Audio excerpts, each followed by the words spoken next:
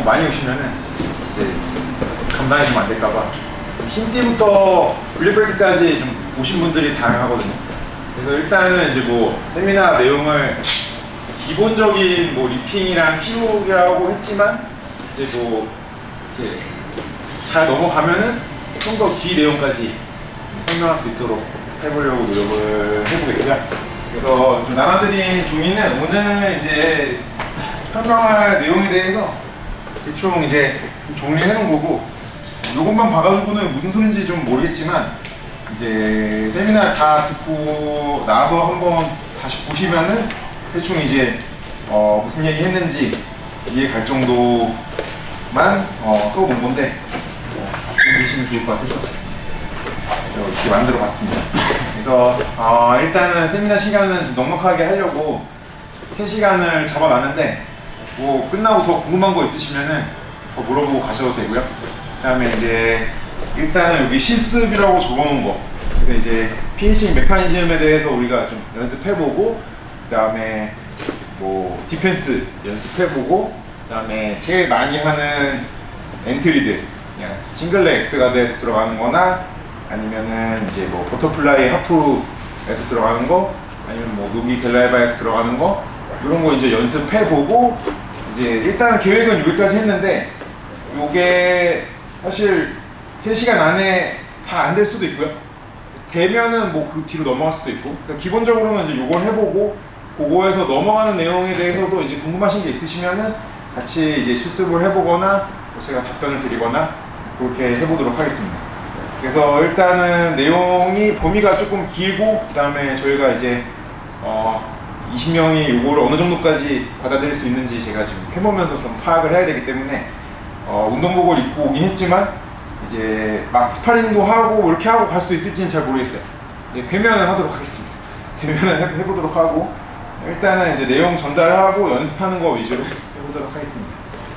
그래서 지금 뭐 아직 한 5분 정도 안 오신 것 같은데, 요 초장에 있는 내용에 대해서 제가 개인적으로 수련을 했던 이력에 대해서 좀 설명을 해드릴게요.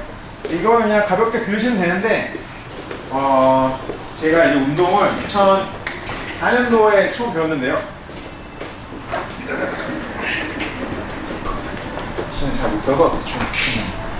그래서 이제 한국에서 처음 생겼던 MMA 체육관이 코리안 탑팀이랑 팀테클이라고 지금 없어졌는데, 전찬열, 뭐 최무배 이런 분들이 이제 레슬링 엘리트 선수였던 분들이 이제 서울대학교 체육관에서 일반인들, 요즘에 이제 많이 하는 것처럼 일반인들 상대로 이제 레슬링 체육관 같이 이런 거 동호회 수업 같은 걸 했는데, 2000년대 초반쯤에 종합격투기에 관심 있던 사람들 중에서 좀 이제 열성적인 사람들이 종합격투기를 하려면 레슬링을 해야 된다.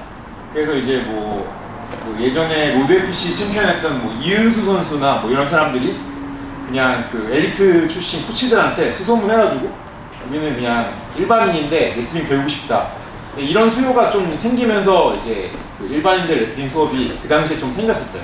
그래서 그때 모였던 사람들이 이제 코리안 탑팀 창단 멤버나 이제 뭐 그런 식으로 이제 흘러갔던 건데, 그게 한 2000년대 초반 정도였고, 저는 이제 조금 더 지나서 이제 대학생 때 취미로 운동을 하러 와서 이제 거기서 이제 박사진 코치님이라고 미국에서 대학교까지 다니고 한국으로 대학원 과정을 하러 오신 분이었는데, 고등학생까지 이제 미국에서 흔하게 하는 자유형 레슬링 중에서 미국 룰, 그 포크 스타일 레슬링을 하시다가 대학교 때부터 MMA를 한 형이었는데, 이제 이 형이 대학교 때부터 MMA를 해서 이제 뭐 북미나 아니면 일본 판클라스 같은 거에 전적이 좀 있었어요. 그런 데서 전적이 좀 있고, 한국에 와서도 MMA를 하고 싶은데 어디서 할지 몰라가지고 좀 헤매다가 나중에 이제 저희 체육관에 오셨어요. 그래가지고 이제 이 형이 처음으로 이제 뭐 하체 관절기나 이런 거를 좀 배우고 이제 프로 MMA에서 써본 사람이었기 때문에 이 형한테 기본적인 걸 좀 배웠었고,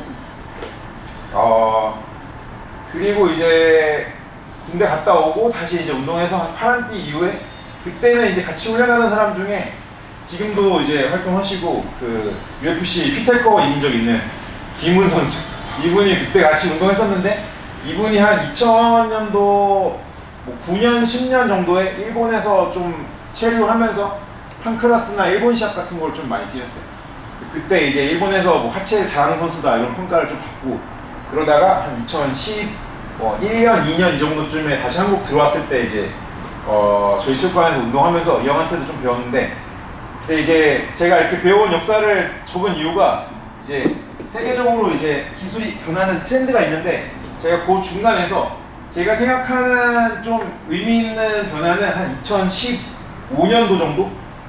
그때쯤에 이제 막 존 다너가 유명해지고 막 고든 라이언 이런 사람들이 좀 빛을 보기 시작하면서 전 세계적으로 트렌드가 좀 변한 거예요. 약간 패러다임이 이때쯤에 바뀐 거예요. 이때쯤에 바뀌었고 그 전이 약간 옛날 개념의 레그락이고 그 이유가 이제 요즘 레그락이라고 생각합니다. 저는 이제 안녕하세요. 그 이전 시대에 이제 시작을 했으니까 한 이때쯤에 해가지고 이제 뭐 잘 모르는 막 힌디 파나틱 때 이제 잘하는 사람들 이런 사람들한테 설명을 듣기로는 무슨 설명을 들었냐면은 이제 뭐 하체 관절기는 뭐 되게 위험하고 다치면은 뭐 엄청난 데미지가 있고 특히 이제 뭐 히룩이 되게 위험하다. 그리고 이제 훈이 형한테 들었던 얘기 중에 제가 이제 좀 기억에 남는 게 아웃사이드 히룩은 잘 안 되는 기술이고 인사이드 히룩은 되는 기술이다. 왜냐? 이제 판크라스 같은 거를 자기가 일본에서 뛰면서 아웃사이드 히룩을 성공시켜가지고 상대방 무릎에서 막 소리가 나오고 찢어지는 느낌이 들고 이런 경기가 되게 많았는데 근데 아웃사이드로는 피니시가 안 나더라. 애들이 다치긴 다치는데 탭이 안 나와. 근데 인사이드는 탭이 나와. 그래서 이제 나름 이제 우리 팀에서 내린 결론은 아웃사이드 히룩은 좀 부실한 기술이고 인사이드는 피니시가 가능한 기술이다. 그냥 그런 거보다 했어요. 저는 잘 모르니까. 이제 이런 형들한테 이제 배우고 제가 한 2012년 정도에 직업으로 주짓수 이제 사범을 시작을 해서 그때 이제 스가에서 히룩이 되는 노기 이벤트를 한번 했는데 그때 이제 1라운드에 허민석 선수, 지금 관장님이죠. 이분도 이제 뭐 럭비 선수 출신의 MMA도 하고 지금 뭐 주짓수 관장님 하시는데 이분이랑 1라운드에 노기 시합을 했는데 아웃사이드 히룩이 나와서 땡겼는데 진짜로 약간 소리가 났어요. 무릎이 다치는 것 같아. 근데 그냥 빠져나가더니 그냥 깽깽이 뛰어가지고 이분이 그냥 토너먼트 우승까지 하더라고요. 저는 이제 히룩을 아웃사이드 히룩을 한번 걸어서 걸린 것 같았는데 근데 이제 저랑 이분이랑은 판정으로 제가 지고 이분은 그냥 결승까지 가서 깽깽이 뛰면서 그냥 우승했어요. 그리고 나서 형들 말이 맞다. 아웃사이드 히룩은 안 되는 기술이다. 인사이드 하는 게 좋고 아웃사이드는 이게 컨트롤이 부족하다. 그렇게 제가 좀 느꼈던 적이 있었어요. 그리고 이제 2012년 정도에 이제 직업으로 주짓수 시작했을 때 제가 보라띠였는데 보라띠 레벨에서는 사실 뭐 주짓수를 뭐 그 하체를 많이 안 하잖아요. 그나마 이제 저는 뭐 노기를 많이 하는 체육관에서 시작을 해가지고 뭐 하체를 배우긴 배웠지만 나중에 브라운 벨트, 블랙 벨트로 올라가면은 토홀드랑 리바 뭐 이런 걸 해야 되는데 이제 퍼플 벨트일 때 좀 연습을 하자. 제가 2012년도에 좀 그 당시에는 파격적인 팀이랑 상관없이 모여서 컴페티션 하는 그런 걸 좀 많이 했었거든요. 그래서 그때 이제 지금은 블랙벨트인 사람들, 그때 한 보라띠인 사람들끼리 모여가지고 이제 컴페티션 트레이닝을 하는데 IBJF 블랙벨트 룰로 그냥 하자. 근데 이거 어떻게 하냐? 잘 모르니까 하체를 최대한 많이 하자. 도장에서 모르는 사람들이랑 하기는 좀 그런데 우리끼리는 이제 합의하에 하는 거니까 그래서 그냥 발만 보이면 그냥 막 꺾는 식으로 토홀드랑 뭐 리바를 포함해가지고 스파링을 엄청 많이 했어요. 그래가지고 막 다 같이 발목 나가고 막 이랬는데 이제 다치기는 엄청 다치는데 이걸 해가지고 내가 하체가 느느냐? 늘진 않아요. 그냥 발목에 테이핑만 계속 늘어나고 발목 뼈가 튀어나와가지고 막 한 1년 동안 안 구부러지고 엄청 다치는데 근데 이걸 경험해가지고 내가 하체 수준이 올라갔느냐? 솔직히 그렇진 않아요. 그냥 많이 다치고 걸어보기 다치게 하기만 했지 이제 내가 잘하지는 못하게 그냥 이제 실력이 안 는다는 거는 나중에 생각해보니까 좀 안 되는 것 같아요. 근데 이때는 그냥 열심히 했어요. 그냥 익숙하지 않으니까 익숙해질 때까지 그냥 많이 하면 되겠다. 그러다가 이제 한 2015년 정도에 얘네들이 좀 유명해지고 할 때 이제 제가 파란띠 때 이제 MMA 체육관에서 처음으로 이제 도복 주짓수 하는 데를 가본 데가 이제 반포 주짓수 지금은 없어졌어요. 저기 그 고속버스 터미널 상가에 태권도장에서 이제 깔세를 해가지고 지금은 이제 그 건주리스 관장하는 나건 관장님이 원래 여기 사는 사람이라서 거기서 잠깐 도장을 했었는데 거기서 이제 도장에서 배우다가 나중에는 저희가 동갑이라서 이때는 이제 관장님이었는데 친해졌어요. 나중에 좀 친해지고 나서 이제 주짓수 좀 배우러 큰데 좀 가보자. 그래가지고 이제 남들은 캘리포니아를 많이 가니까 AOJ는 나 말고도 다른 사람들 많이 가니까 남들 안 가본 데 가보자 그래가지고 전 뉴욕을 갔었는데 그때 이제 초반에 나건 관장님이랑 같이 가서 이분이 이제 그 당시 이미 존다너 블랙벨트라서 이제 저 혼자 갔으면은 그냥 사진 찍고 관광객으로 오는 건데 이제 아는 사람이랑 같이 갔으니까 이제 꼽살에 껴가지고 가자마자 막 에디 커밍스, 고든 라이언 이런 사람들이랑 스파링을 했어요. 근데 이제 가기 전에 사실 좀 궁금하긴 했어요. 얘가 좀 유명했으니까. 왜 더 궁금했냐면은 에디 커밍스 당시에 하이라이트 같은 걸 보면은 러시아 애들이나 아니면 완전 브라질리안 블랙벨트 애들한테 아웃사이드 이룩으로 너무 쉽게 탭을 받는 거예요. 그냥 그림만 딱 잡히면은 막 러시아 애들이 탭을 쳐.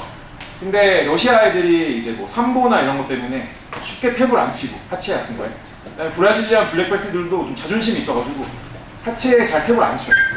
근데 그런 습성이 있는 애들이랑 만나서 그냥 너무 손쉽게 아웃사이드 히룩으로 탭을 받아서 궁금하긴 했어요. 왜냐면 나는 배우기를 아웃사이드는 안 되고 인사이드는 되고라고 배웠고 실제로 내가 시합에서도 아웃사이드로 해봤는데 잘 안 되던데 약간 이제 그런 느낌이 있어서 근데 이제 궁금했는데 실제로 가서 스파링을 해보니까 와 이건 탭을 칠 수밖에 없다 약간 그런 느낌이 들더라고요.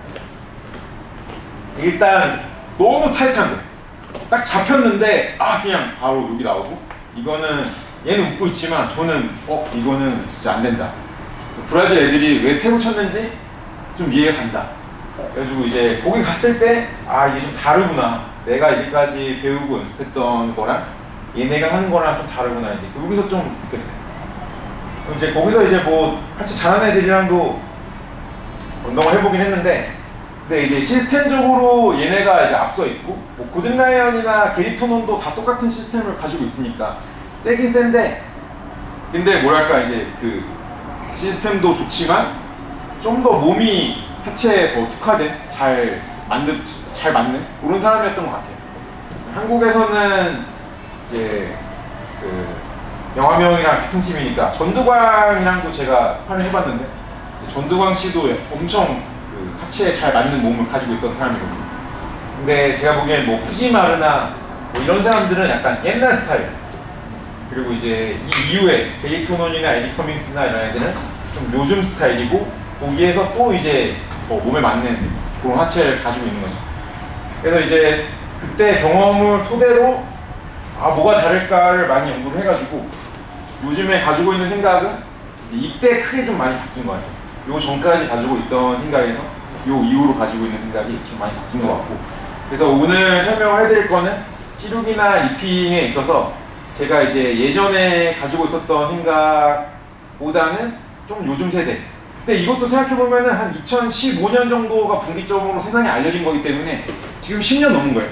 10년 넘은 건데 그러니까 제가 생각하는 이제 이러면 안 된다라는 거는 지금 이미 패러다임이 변한 지가 10년이 돼가는데 옛날 세대 막 2000년대 초반이나 막 1990년대 이론을 가지고 공격을 하고 방어를 하고 이러고 있으면은 뒤처질 수밖에 없는 거죠.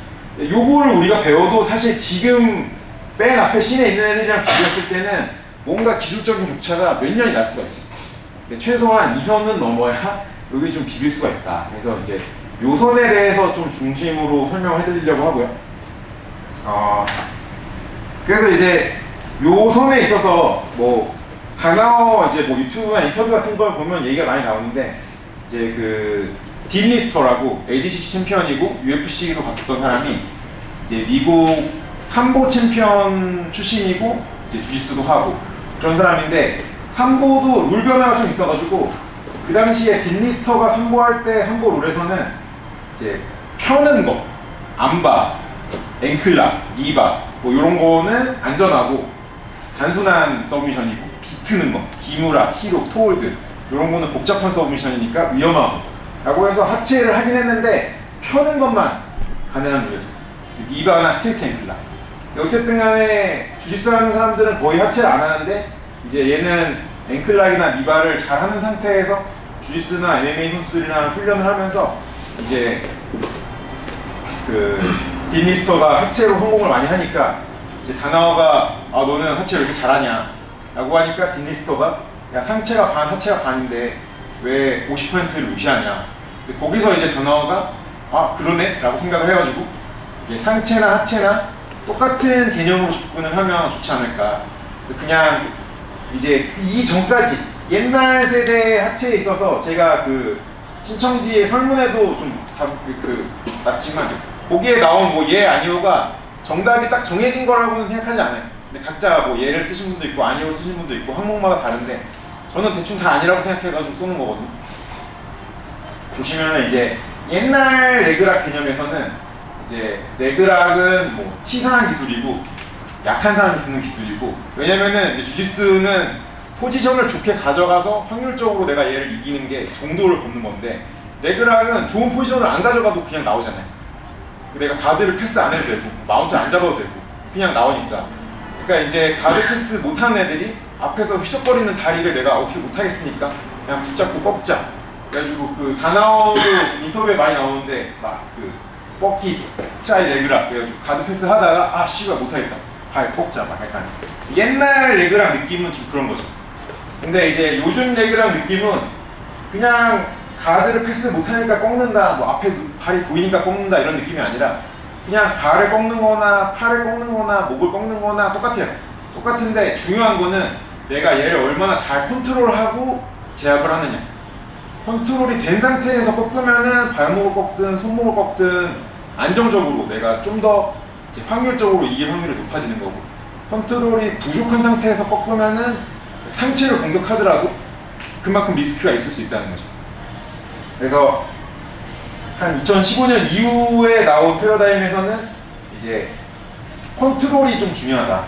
컨트롤이 되는 관절기, 컨트롤이 안 되는 관절기 이렇게 차이가 있는 거지 뭐 상하체 이렇게 나눠지는 건 아니라고 생각을 하고, 그래서 이제 컨트롤 위주의 뭐 히로, 하체 관절기 이런 거에 대해서 이제 설명을 해드릴 거고, 그래서 이제 좀 잡설로 제가 운동을 한 거에 대해서 설명을 해드렸는데 이런 거 사실 다 기억을 못 해도 되는데 제가 드리고 싶은 말씀은 이게 제가 어쨌든 간에 처음에 배우고 나서 여기서 와 이거 좀 다르네, 이거 내가 가지고 있던 생각이 좀 틀렸네 라고 생각한 시기까지가 한 10년 걸렸잖아요.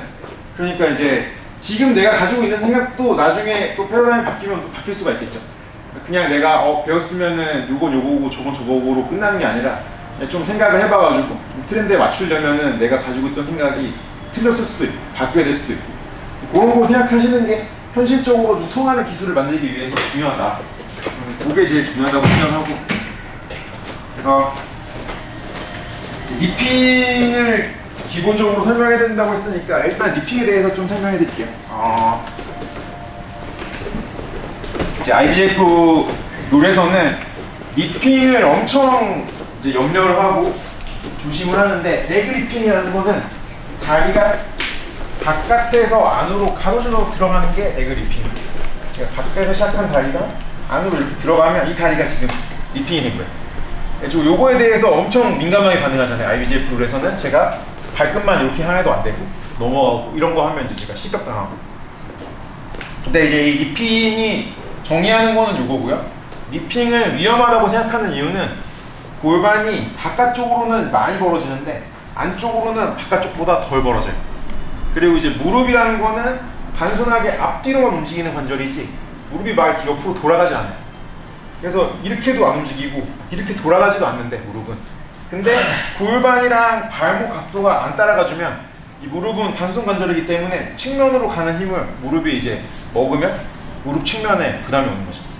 그래서 제가 이렇게 집어넣는데 만약에 상대방이 나를 향해서 계속 이렇게 돌아서 온다? 아니 그쪽 말고 이렇게 온다? 이렇게 오면 계속 무릎 측면에 데미지가 계속 오는 거죠. 그래서 이제 뭐 십자인대나 뭐 측면 뭐 이런 인대 쪽에 이제 데미지가 계속 와서 여기서 이제 인대점을 넘으면은 인대에 다치겠죠. 그래서 이제 리핑을 금기시하는 이유는 무릎은 앞뒤로만 움직이는데 골반 각도가 못 따라가는 경우에는 무릎 측면으로 이제 손상이 오기 때문에. 근데 이거를 반대로 생각해 보면은 안에서 바깥으로 벌어지는 것도 어차피 마찬가지야. 골반이 각도가 더 많이 나갈 뿐이지 결국에는 무릎은 앞뒤로만 움직이는 거니까 계속 바깥으로 나가면은 측면으로 압력이 갈 수밖에 없어요. 그래서 리핑이 위험한 만큼 사실 50-50도 위험한 거죠. 그 방향을 내가 반대로 생각해서 움직인다면. 근데 반대로 50-50이 안전한 만큼 리핑도 방향에 대해서 이해를 하면은 그렇게까지 위험한 건 아니에요. 그러니까 여기서 막 길 쓰고 이쪽으로 돌면 측면으로 충격을 다 먹겠지만 저쪽으로 돌면은 사실 큰 문제가 없잖아요. 그래서 50-50에서 다치는 사례 같은 것도 도복 시합에서도 많이 나오죠. 예를 들어서 예전에 뭐 몇 년 전에 유명했던 게 막 이렇게 50-50 돼 있는 상태에서 위에 있는 사람이 밑에 있는 사람 밖에서 누른 거예요. 위에 있는 사람이 본인 무릎이 다쳤어요. 얘가 물려 있으니까. 근데 빠져나갈 구멍이 없이 계속 밀면은 압력이 어딘가로 들어오고 관절이 감당할 수 없는 압력이 되면은 이제 다치는 거죠. 그래서 리핑이라는 거는 이제 다리가 이렇게 넘어가는 거고, 리핑이 위험한 이유는 무릎은 앞 뒤로 구부러지는 관절인데 측면으로 오는 힘에 대해서 이제 그 방향을 이해 못하고 갔다가 대고 밀면 측면에 압력이 다 들어가니까.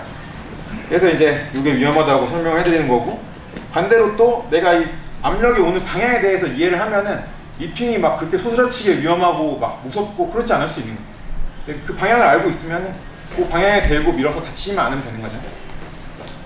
그 다음에 이제 비트는 락이랑 펴는 락, 요거는 이제 아까 설명해드린 것처럼 뭐 삼보에서 펴는 거는 허용했는데 비트는 건 허용을 안 했다 뭐 이렇게 나오면은 이제 그냥 쉽게 생각하면 암바 걸면은 펴는 거고 기무라나 히락 걸면은 비트는 거예요. 그래서 그렇게 생각하시면 되는데 히룩은 비트는 거고 스트레이트 앵클락은 펴는 거죠. 근데 이게 좀 더 깊이 생각하면은 구분이 애매한 경우가 생겨요. 스트레이트 앵클락 그립을 잡았는데 비틀릴 수도 있고 히룩처럼 그립을 잡았는데 펴질 수도 있어요. 이게 경계선으로 가면은 사실 구별이 거의 안 되는 부분이 생겨요. 그래서 이거를 펴는 거는 단순한 동작이니까 안전하고 비트는 거는 복잡한 동작이니까 위험하고 이런 식으로 생각하면은 오히려 저는 더 위험하다고 생각해요. 그냥 다 알아야 돼. 다 알아서 내가 대응을 할 수 있어야지 펴는 거는 괜찮고 비트는 거는 위험하고 라고 생각하면 그립은 펴는 건데 압력은 비트는 걸로 들어갈 수도 있고 그립은 비트는 건데 압력은 펴는 걸로 들어갈 수도 있어요. 그래서 그거에 대해서 좀 이해를 하시는 게 좋을 것 같고, 요거는 이따가 다시 설명을 해드릴게요. 여기 이제 넥크랭크랑 초크를 구별하는 법이라고 써놨는데 이거랑 좀 마찬가지인데 이제 뭐 삼각조르기 하다가 넥크랭크 하는 거는 이제 도복 성인에서 반칙이 아니잖아요. 근데 그냥 생 넥크랭크는 반칙이고, 근데 이제 삼각 잡고 넥크랭크성으로 목을 꺾으면 그거는 구분이 안 되기 때문에 반칙이 안 되잖아요. 그런 것처럼 이제 비트는 하체랑 펴는 하체도 그냥 모양이나 이런 게 심판이 판정할 수 없는 부분이 있어요. 걸린 사람이랑 거는 사람만 아는데 이거를 심판이 보고 야 너 비틀었으니까 이건 반칙 이렇게 말할 수 없는 부분이 있어요. 근데 판정이 안 되는 부분에 대해서 우리가 어떻게 접근을 해야 되냐, 이건 아까 말씀드린 것처럼 제가 생각하는 해답은 그냥 내가 다 이해를 하고 비트는 게 들어가든 펴는 게 들어가든 대응을 할 수 있어야지, 거기서 내가 막 심판한테 항의하고 비틀렸어요, 이거 얘는 이거 반칙입니다 이렇게 해도 이거 증명할 수가 없는 부분이잖아요. 증명할 수가 없는 부분이기 때문에 이거는 뭐 그렇게 접근하기는 힘들다. 안전을 위해서도 아는 게 더 좋다. 그래서 이렇게 이론에 대해서는 이 정도 설명을 해드리고요. 우리가 이제 해볼 거는 이제 피니시 메커니즘에 대해서 설명을 해드릴 건데, 그립을 다 잡은 상태에서 피니시하는 모양만 저희가 한 번씩 해보겠습니다. 그래서 누워보세요. 다리 모양이 이제 하체를 할 때 굉장히 여러 가지가 나오는데 이해를 좀 돕기 위해서 컨트롤을 이용해가지고 내가 상대방을 좀 잡기 위해서 어떻게 내가 좀 더 상대방을 더 많이 붙잡아 놓고 안정적으로 힘을 쓸 거냐, 내 다리로도 상대방 다리를 잡고 내 상체로도 상대방을 잡으면 그러면 좀 더 안정적인 거죠, 상체로만 잡는 것보다. 그래서 이제 많이 나오는 포지션은 다리로 상대방 다리를 감싸고 상체로 상대방 다리를 고정시키고 그 다음에 압력을 준다, 이런 게 이제 좀 많아요. 근데 모양이 엄청 복잡한데 이렇게 생각해 보시면 좀 이해가 되게 좋아요. 두 다리로 이 다리 하나를 잡았을 때 그냥 무릎 펴고 그냥 누워보세요. 이렇게 나왔을 때 내 다리가 이렇게 돼 있을 수 있으면 여기서 내 몸 모양, 내 몸이 이쪽 방향을 볼 수도 있지만 이쪽 방향을 볼 수도 있는 거고, 이쪽 방향을 볼 수도 있고, 이쪽 방향을 볼 수도 있잖아요. 그래서 하체에서 나오는 모양은 이 다리를 기준으로 내가 사방으로 나왔을 때 나오는 모양이라고 생각하면은 그렇게 복잡하지 않아요. 여기서 이 다리가 들어가 있을 수도 있는 거고, 이 다리가 들어가 있을 수도 있는 거고, 여기서도 이 다리가 더 들어가 있을 수도 있는 거고, 이 다리가 더 들어가 있을 수도 있는 거잖아요. 그래서 그냥 근본은 내 두 다리로 상대방 허벅지 쪽을 잡고, 그 다음에 내가 상체로 이 사람 발 쪽을 잡는 거예요. 근데 내 몸이 이 다리 방향을 기준으로 여러 방향으로 나올 수가 있는 거죠. 그래서 이쪽에 있으면 내가 골반을 내미는 방향이 무릎을 펴는 방향이랑 똑같으니까 이 방향 거고, 이쪽으로 나오면은 골반을 내미는 방향이 무릎이 구부러지는 방향이니까 니바는 안 되는데, 발목이 펴지는 방향이랑 맞으니까 앵클락이 나오는 거고, 측면으로 나오면은 무릎 측면에 대고 니바를 할 수도 있지만 발목을 잡아놓고 비트는 방향이 나오니까 안쪽 키룩이 나오는 거고, 이쪽 측면으로 가면은 새끼발가락이랑 뒤꿈치를 잡으면 또 이렇게 틀어지는 방향이 나오니까 바깥쪽 키룩이 나옵니다. 그냥 내 양 허벅지로 상대방 무릎보다 깊게 잡아놓고 상체로는 상대방 발 내지는 발목 여기를 고정시켜서 피니시를 하는 힘은 다 마찬가지입니다. 제가 몸을 붙여서 골반을 넣어주는 힘이 꺾는 힘이 됩니다. 그래서 내 몸 각도만 다를 뿐이지, 그립이랑 각도만 다를 뿐이지, 마지막에 피니시를 하는 거는 골반을 상체를 고정시켜 놓고 골반을 밀어넣는 힘이라고 생각하시면 됩니다. 니바나 히룩이나 앵클락이나 근본적으로는 거의 비슷한 동작을 하는, 그 세부적인 각도나 그립만 좀 다를 뿐이지. 그래서 니바랑 히룩은 거의 비슷한 걸 잡고 하는 거니까, 첫 번째로 이제 니바를 설명을 해드리면은, 제가 이 다리를 기준으로 잡을 때, 이건 니바나 앵클락, 히룩 다 마찬가지인데, 제가 두 다리가 있으니까 다리를 잡고 넘어졌을 때 이렇게 넘어지면 이 다리가 밑이라고 생각하시면 되고요, 이렇게 넘어지면 제가 잡은 다리가 위라고 생각하시면 돼요. 위일 때랑 아래일 때랑 해야 되는 게 좀 달라요. 그래서 첫 번째로 제가 잡았을 때 밑으로 떨어졌어요. 밑으로 떨어지고, 그 다음에 이제 제가 골반을 내미는 방향이 무릎이 펴지는 방향이랑 맞춰줘야 되니까 제 골반은 여기다 붙여주는 거예요. 제가 여기서 너무 여기 붙으면 골반을, 그러면 제가 다리를 당겼을 때 햄스트링이 같이 늘어나면서 무릎에만 들어가는 압력이 좀 오히려 줄어요. 그래서 골반보다는 조금 더 위쪽에 붙는다고 생각합니다. 여기를 제가 골반으로 밀어주고, 손으로는 발을 당기고, 다리로는 다시 여기를 밀어주면 내리고 내리고 올리고 하면, 그러면 이제 무릎이 펴지겠죠. 그래서 내리고 내리고 얘는 올리고 해, 이렇게 들어가면 무릎이 펴지는. 근데 이제 상대가 가만히 있어주면 무릎 방향을 맞출 수가 있지만, 손을 이렇게 돌리는 것처럼 몸을 저쪽으로 돌려서 발을 이렇게 돌리면, 그러면 제가 골반을 내밀면은 무릎이 구부러져 버리니까, 제가 발을 가지고 놓을 때 여기를 잡아주는 거예요. 엄지발가락이랑 반대쪽 뒤꿈치 여기를 잡고 있으면 저쪽으로 돌면은 못 가게 만들 수 있잖아요. 그래서 여기를 잡아서 보통은 이제 잡고 제 머리를 여기다 붙여요. 이렇게 제 귀를 엄지발가락 쪽에 붙이고 반대쪽에서 뒤꿈치 쪽을 잡아먹는, 이렇게 잡는 거예요. 그리고 옆으로 떨어지면은 저쪽으로 돌면 휘룩 걸리는 것처럼 지금 무릎이 벌어지니까 사람이 돌지 못하고, 제가 몸을 붙이고 아까 설명한 것처럼 내리고 내리고 골반을 내밀어주고 하면 무릎이 펴져서 니바가 걸립니다. 반대쪽으로 떨어지면 제가 잡은 쪽에 체중이 아무래도 좀 안 들어가요. 이 팔로 당길 때 제 체중이 지금 오른쪽 사이드로 다 들어가잖아요. 그래서 이쪽에 있을 때는 제가 똑같은 힘으로 당겨도 이 사람이 안 아파요 지금. 그래서 다리가 위쪽이 됐을 때는 부수적으로 뭔가 해주는 게 좋아요. 그래서 지금 리바 같은 경우에는 손을 겨드랑이, 발을 골반 해서 얘랑 얘를 붙여준다는 생각으로, 그러면은 내가 위쪽이지만 좀 더 힘을 줄 수가 있어. 그래서 똑같은 리바인데 밑에 쪽일 때는 굳이 손을 바꾸지 않아도 내가 체중을 넣어서 넣을 수가 있고, 위로 올라갔을 때는 이것만으로는 좀 힘들고 이거랑 이거 같이 붙여서 여기서 같이 만들어주는 거예요.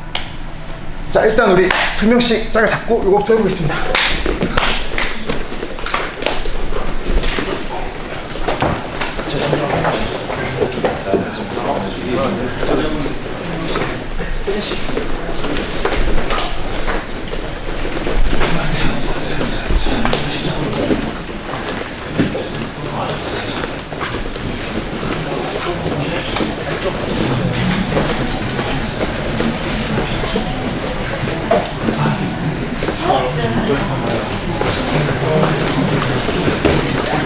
골반이 아예 무릎을 봐야지. 아, 네네네네네.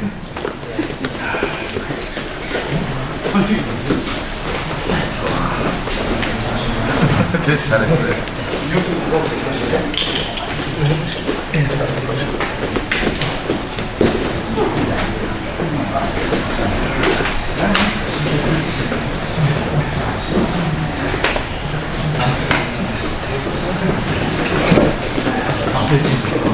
오나요? 네, 고기는 오는데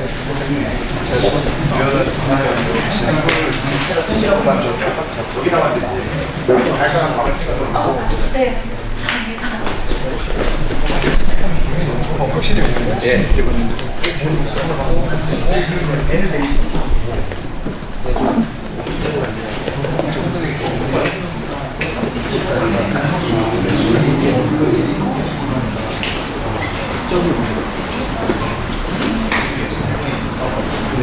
반대쪽으로 지금 저리네. 네, 이쪽. 자. 네. 안쪽으로 원래.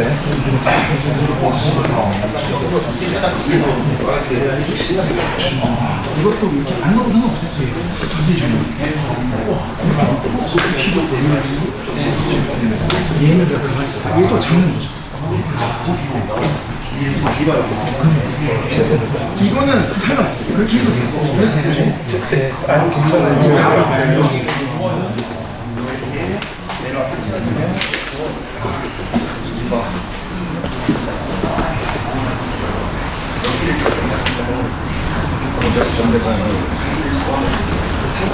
살살 해줘서 그렇지 제대로 잘했어요.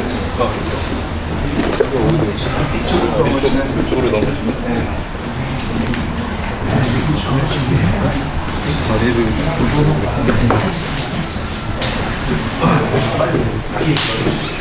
지금은 측면 일관입니다. 지금 무릎이랑 골반이 많이 오게 만들어야 골반을 내리고, 그렇죠. 이렇게 되면 아랫다리 있으면 그냥 잡고